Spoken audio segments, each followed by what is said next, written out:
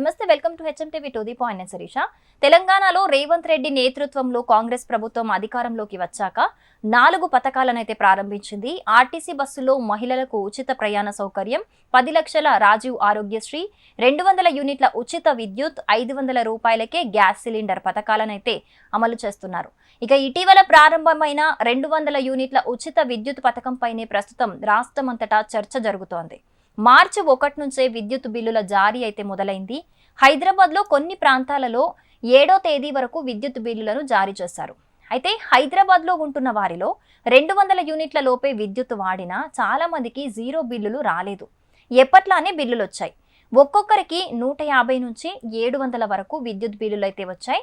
Zero బిల్లులు వస్తాయని ఆశలు పెట్టుకున్న వారంతా బిల్లు చూసి షాక్ అయ్యారు. తెలంగాణలోని ఇతర ప్రాంతాల నుంచి బతుకుదెరువు కోసం హైదరాబాద్కు వలస వచ్చిన ప్రజలు లక్షల్లో ఉంటారు. వారంతా పేద మధ్యతరగతి ప్రజలే.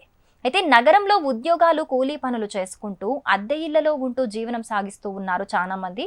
అయితే కాంగ్రెస్ సర్కార్ 200 యూనిట్ల ఉచిత పథకం ప్రకటించడంతో నెల నెలా కట్టే విద్యుత్ ఛార్జీల భారం తగ్గుతుందని అద్దె ఇళ్లలో ఉండేవారు ఆశించారు.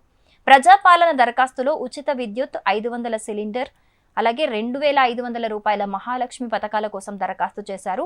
కానీ అద్దె ఇళ్లలో ఉండేవారిలో చాలా మందికి జీరో బిల్లులు రాలేదు. 200 యూనిట్ల లోపే విద్యుత్ వాడుతున్నా కూడా ఎలాంటి ఊరట లభించలేదు. గతంలో మాదిరే బిల్లులు వచ్చాయి. అయితే ఇక్కడ అద్దె ఇళ్లలో ఉండేవారికి సొంతూరులో సొంత ఇళ్లున్నాయి. కొందరు తమ సొంతూరితో పాటు హైదరాబాద్లో అద్దె ఇళ్లకు కూడా ఉచిత విద్యుత్ కోసం దరఖాస్తు చేశారు. రేషన్ కార్డు ఆధారంగా వీరంతా అక్కడ ఇక్కడ దరఖాస్తు చేసినట్లయితే గుర్తించారు అధికారులు. సొంతూరులో జీరో బిల్ ఇచ్చి హైదరాబాద్లో మాత్రం బిల్లేశారు.